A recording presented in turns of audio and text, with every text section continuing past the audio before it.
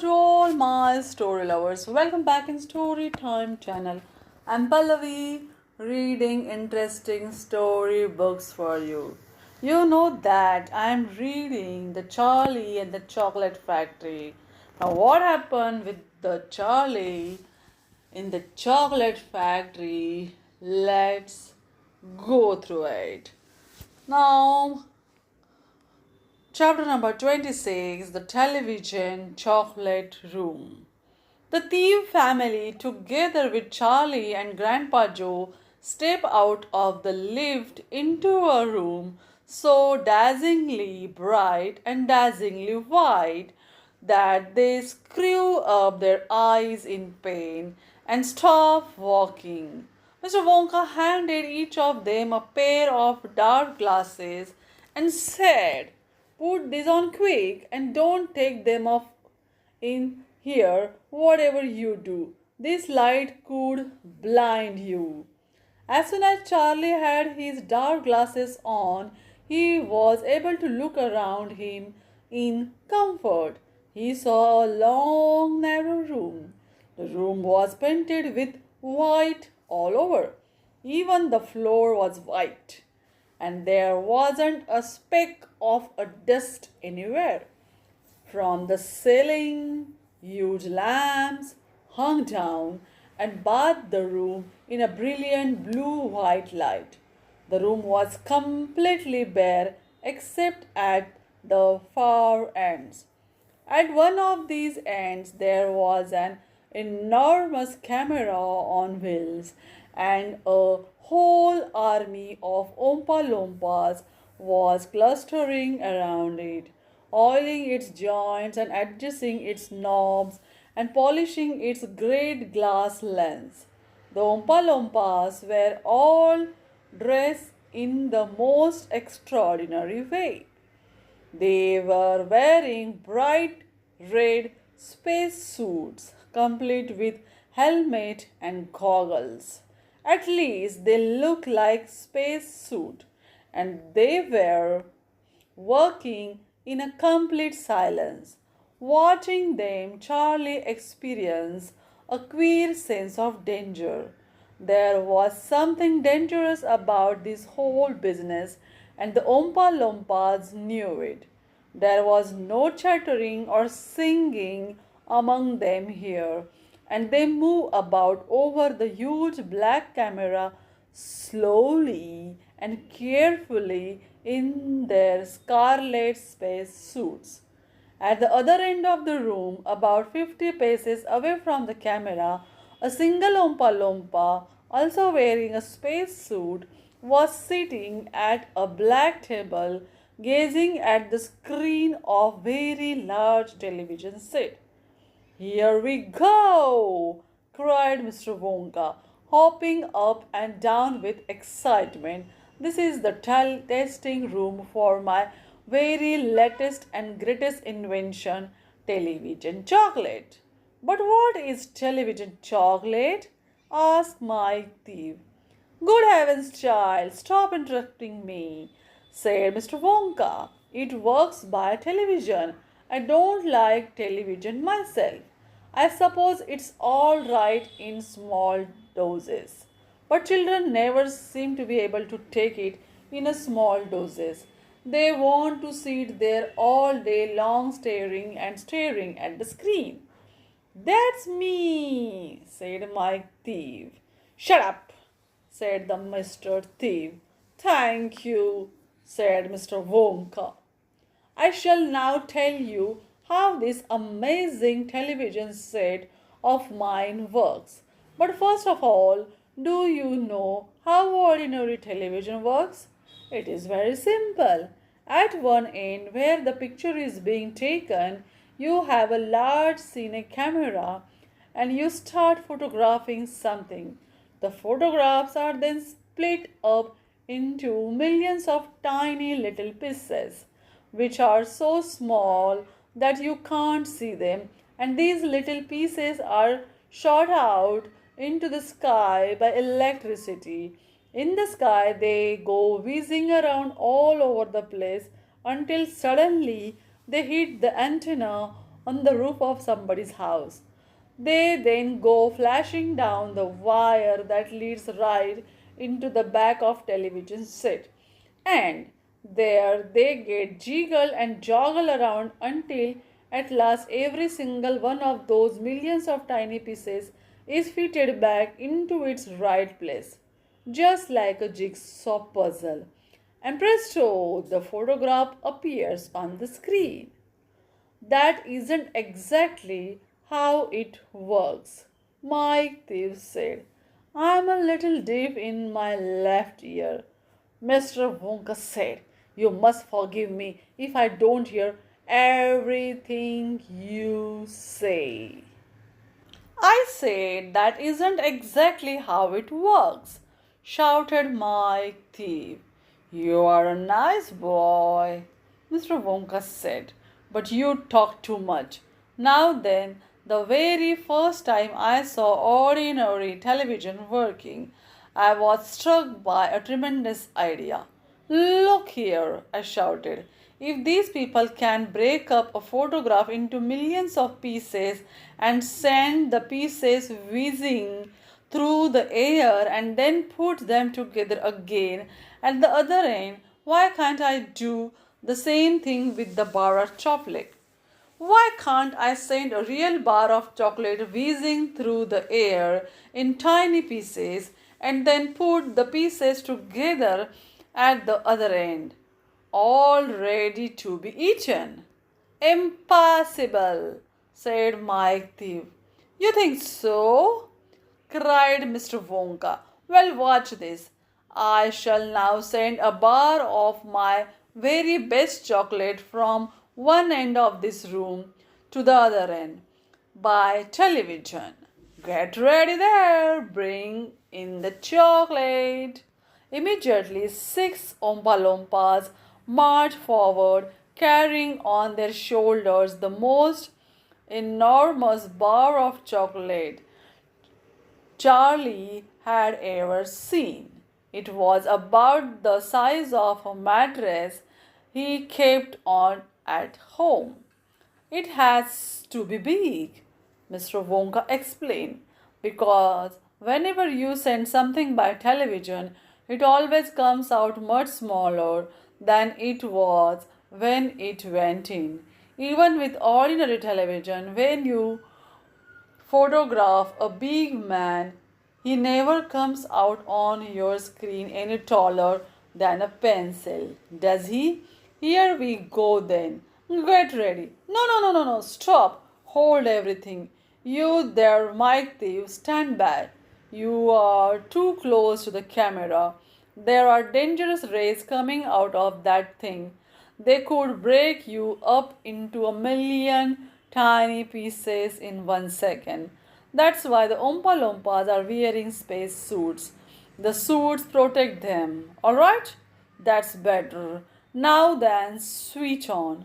One of the Oompa Loompas caught hold of a large switch and pulled it down. There was a blinding flash. The chocolate's gone, shouted Grandpa Joe, waving his arms. He was quite right. The whole enormous bar of chocolate had disappeared completely into thin air. It's on its way, cried Mr. Wonka. It's now rushing through the air above our heads in a million tiny pieces. Quick, come over here. He dashed over to the other end of the room where the large television set was standing, and the others followed him. Watch the screen, he cried. Here it comes. Look! The screen flickered and lit up. Then suddenly a small bar of chocolate appeared in the middle of the screen. Take it, shouted Mr. Wonka, growing more and more excited. How can you take it? Asked Mike Thief, laughing. It's just a picture on television screen. Charlie Bucket, cried Mr. Wonka. You take it. Reach out and grab it. Charlie put out his hand and touched the screen, and suddenly, miraculously, the bar of chocolate came away in his fingers. He was so surprised he nearly dropped it. Eat it, shouted Mr. Wonka. Go on and eat it. It will be delicious. It's the same bar. It's got smaller on the journey. That's all. It's absolutely fantastic, gasped Grandpa Joe. It's a miracle. Just imagine, cried Mr. Wonka. When I start using this across the country, you will be sitting at home watching television, and suddenly a commercial will flash onto the screen, and a voice will say, Eat Wonka chocolates. They are the best in the world. If you don't believe us, try one for yourself now. And you simply reach out and take one. How about that? Terrific, cried Grandpa Joe. It will change the world. Now, chapter number 27. Mike Thief is sent by television. Mike Thief was even more excited than Grandpa Joe at seeing a bar of chocolate being sent by television. But Mr. Wonka, he shouted, can you send other things through the air in the same way? Breakfast, cereal, for instance? Oh, my scented aunt, cried Mr. Wonka. Don't mention that disgusting stuff in front of me. Do you know what breakfast cereal is made of? It's made up of all those little curly wooden shavings you find in pencil sharpeners. But could you send it by television if you wanted to, as you do chocolate? Asked Mike Thief. Of course I could. And what about people? Asked Mike Thief. Could you send a real live person from one place to another in the same way? A person? Cried Mr. Wonka. Are you off your rocker? But could it be done? Good heavens, child, I really don't know. I suppose it could. Yes, I'm pretty sure it could. Of course it could. I wouldn't like to risk it, though it might have some very nasty results. But Mike Thief was already off and running. The moment he heard Mr. Wonka saying, I'm pretty sure it could, of course it could, he turned away and started running as fast as he could towards the other end of the room where the great camera was standing. Look at me, he shouted as he ran. I am going to be the first person in the world to be seen by television. No, no, no, no, cried Mr. Wonka. Mike screamed. Mrs. Thief, stop, come back. You will be turned into a million tiny pieces. But there was no stopping Mike Thief now. The crazy boy rushed on, and when he reached the enormous camera, he jumped straight for the switch, scattering Oompa Loompas right and left as he went. See you later, alligator, he shouted, and he pulled down the switch. And as he did so, he leaped out into the full glare of the mighty lens. There was a blinding flash. Then there was a silence. Then Mrs. Thief ran forward, but she stopped dead in the middle of the room, and she stood there. She stood staring at the place where her son had been, and her great red mouth opened wide, and she screamed, He's gone! He's gone! Great heavens! He has gone, shouted Mr. Thief. Mr. Wonka hurried forward and placed a hand gently on Mrs. Thief's shoulder. We shall have to hope for the best, he said. We must pray that your little boy will come out unharmed at the other end. Mike, screamed Mrs. Thief, clasping her head in her hands. Where are you? I will tell you where he is, said Mr. Thief. He is whizzing around about our heads in a million tiny pieces. Don't talk about it. Well, Mrs. Thief, we must watch the television set, and Mr. Wonka, he may come through any moment. Mr. and Mrs. Steve and Grandpa Joe and little Charlie and Mr. Wonka all gather round the television and stare tensely at the screen. The screen was quite blank. He's taking a heck of a long time to come across, said Mr. Thief, wiping his brow. Oh dear, said Mr. Wonka. I do hope that no part of him gets left behind. What on earth do you mean? Asked Mr. Thief sharply.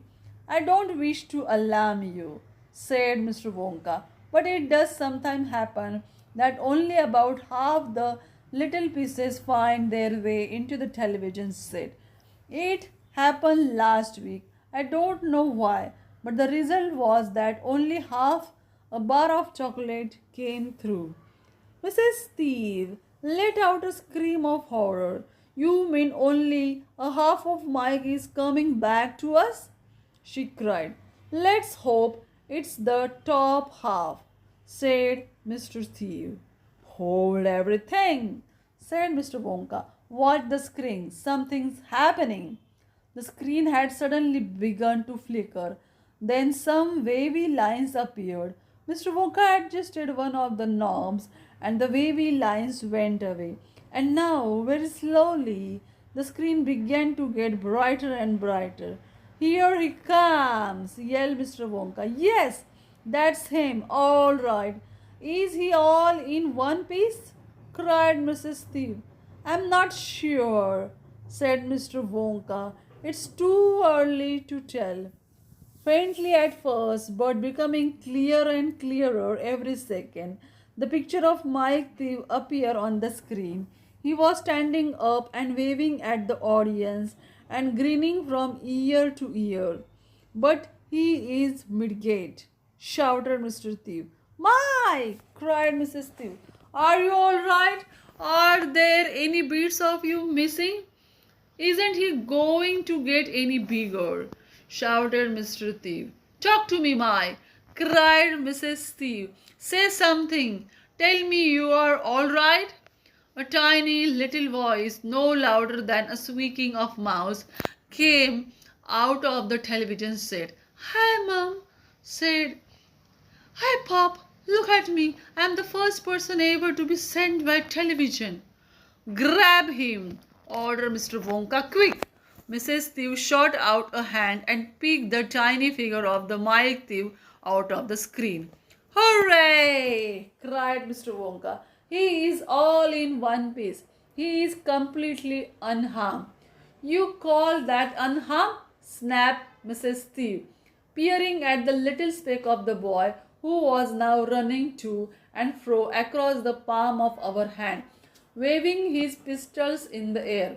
He was certainly not more than an inch tall. He shrunk, said Mr. Thief. Of course he shrunk, said Mr. Wonka. What did you expect? This is terrible. Well, Mrs. Thief, what are we going to do? And Mr. Thief said, we can't send him back to school like this. He will get trodden on. He will get squashed. He won't be able to do anything, cried Mrs. Thief. Oh, yes, I will, squeaked the tiny voice of the Mike Thief. I will still be able to watch television. Never again, shouted Mr. Thief. I am throwing the television set out of the window the moment we get home. I have had enough of television. When he heard this, Mike Thief flew into a terrible tantrum. He started jumping up and down on the palm of his mother's hand, screaming and yelling and trying to bite her fingers. I want to watch television, he squeaked. I want to watch television. I want to watch television. I want to watch television. Here, give him to me, said Mr. Thief, and he took the tiny boy and shoved him into the breast pocket of his jacket and stuffed a handkerchief on top. Squeaks and yells came from inside the pocket, and the pocket shook as the furious little prisoner fought to get out. Oh, Mr. Wonka! Well, Mrs. Thief, How can we make him grow?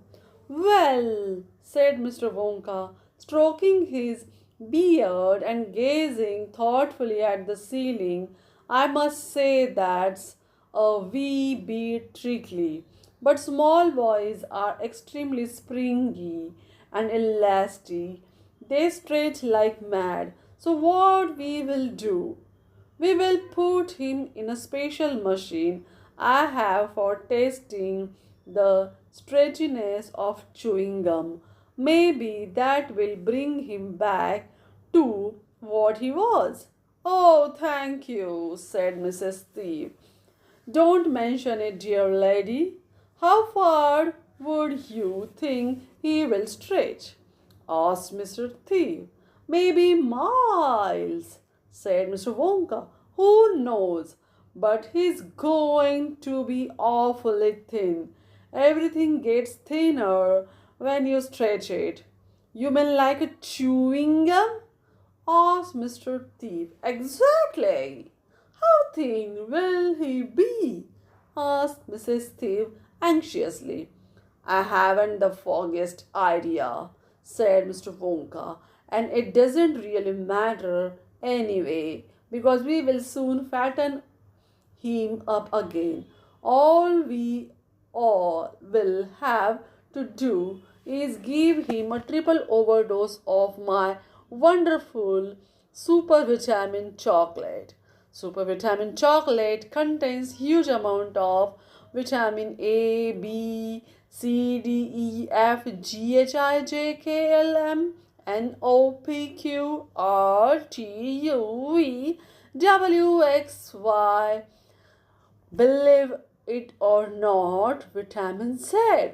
There are only two vitamins it doesn't have in it are vitamin S because it makes you sick and vitamin H because it makes you grow horns on the top of your head like a bull. But it does have in it a very small amount of the rarest and most magical vitamin of them all, vitamin Wonka. And what will that do to him? Asked Mr. Thief anxiously. It will make his toes grow out until they are as long as the fingers. Oh no, cried Mrs. Thief. Don't be silly, said Mr. Wonka. It's most useful. He will be able to play the piano with his feet. But Mr. Wonka! No arguments, please, said Mr. Wonka. He turned away and clicked his fingers 3 times in the air, and Oompa Loompa appeared immediately and stood beside him. Follow this order, said Mr. Wonka, handing the Oompa Loompa a piece of paper on which he had written full instruction. And you will find the boy in his father's pocket. Off you go. Goodbye, Mr. Thief. Goodbye, Mrs. Thief. And please don't look so worried. They all come out in the wash. You know, every one of them.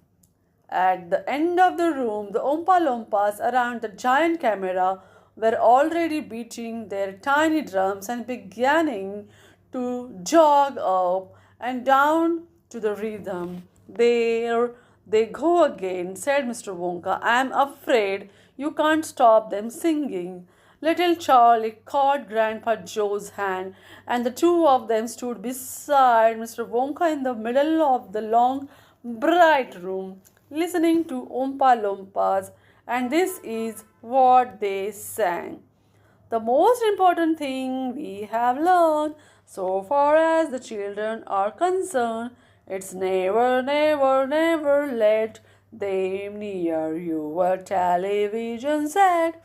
Or better still, just don't install the idiotic thing at all.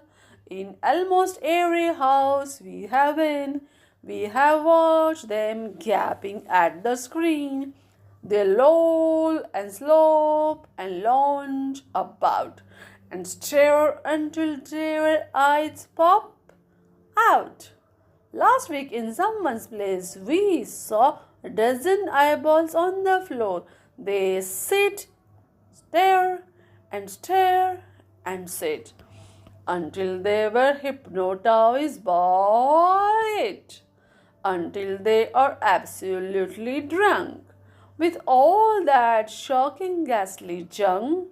Oh, yes, oh, yes, we know it keeps them still. They don't climb out the windowsill. They never fight or kick or punch. They leave you free to cook and lunch and wash the dishes in the sink. But did you ever stop to think, to wonder just exactly what? Chapter number 28. Only Charlie left. Which room shall it be next? Said Mr. Wonka as he turned away and darted into the lift. Come on, hurry up. We must get going. And how many children are there left now? Little Charlie looked at Grandpa Joe, and Grandpa Joe looked back at little Charlie. But Mr. Wonka, Grandpa Joe, called after him. There's only Charlie left now. Mr. Wonka swung round and stared at Charlie. There was the silence. Charlie stood there holding tightly onto Grandpa Joe's hand. You mean you are the only one left? Mr. Wonka said, pretending to be surprised. Why, yes, whispered Charlie. Yes. Mr. Wonka suddenly exploded with excitement. But my dear boy, he cried out, that means you have won. He rushed out of the lift and started shaking Charlie's hand so furiously it nearly came off. Oh, I do congratulate you, he cried. I really do. I am absolutely delighted. It couldn't be better. How wonderful this is. I had a hunch, right from the beginning that it was going to be you. Well done, Charlie, well done. This is terrific. Now the fun is really going to start. But we must not delay. We must dally. There's even less time to lose now than there was before. We have an enormous number of things to do before the day is out. Just think of the arrangements that have to be made and the people we have to fetch. But luckily for us, we had the great glass lift to speed things up. Jump in, my dear Charlie, jump in. You too, Grandpa Joe, sir. No, no, after you.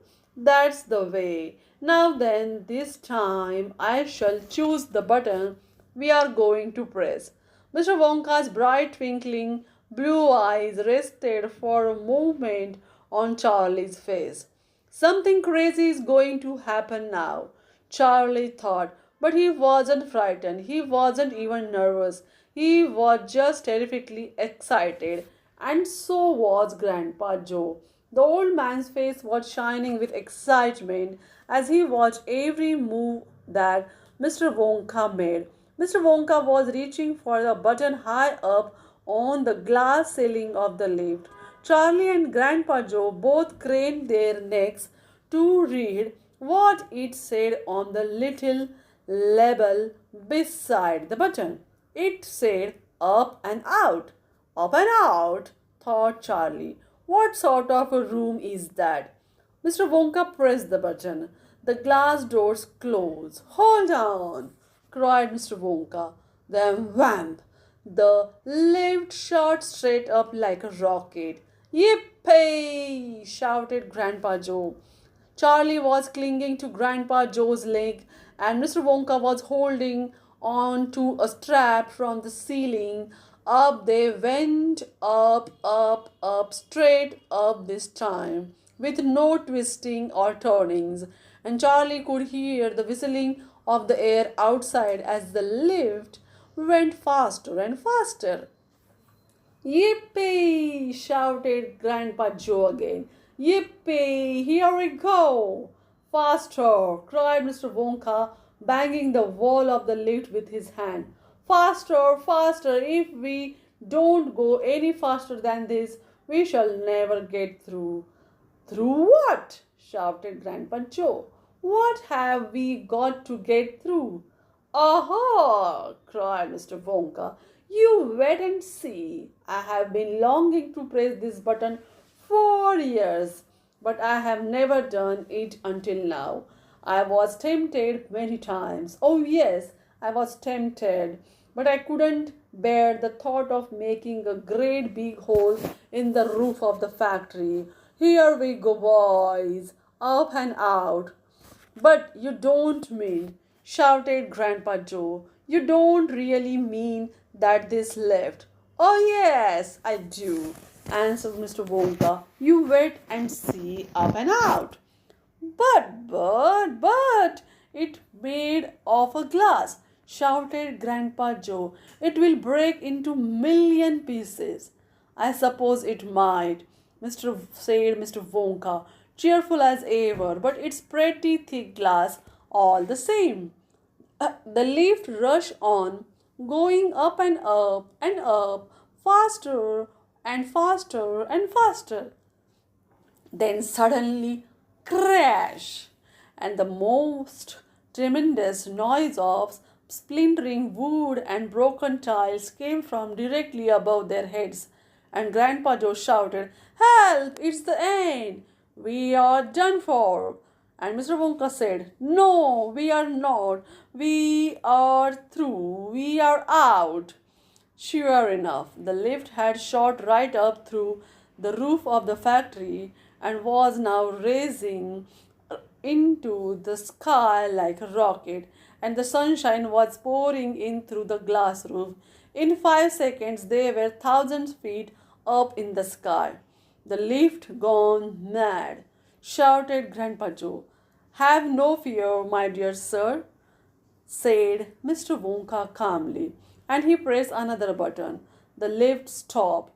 It stopped and hung in midair, hovering like a helicopter, hovering over the factory and over the very town itself, which lay spread out below them, like a picture postcard, looking down through the glass floor on which he was standing.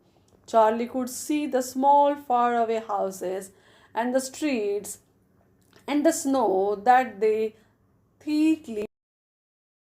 It was eerie and frightening feeling to be standing on clear glass high up in the sky. It made you feel that you weren't standing on anything at all. Are we all right? Cried Grandpa Joe. How does these things stay up? Sugar power, said Mr. Wonka. 1,000,000 sugar power. Oh, look, he cried, pointing down. There go the other children. They are returning home.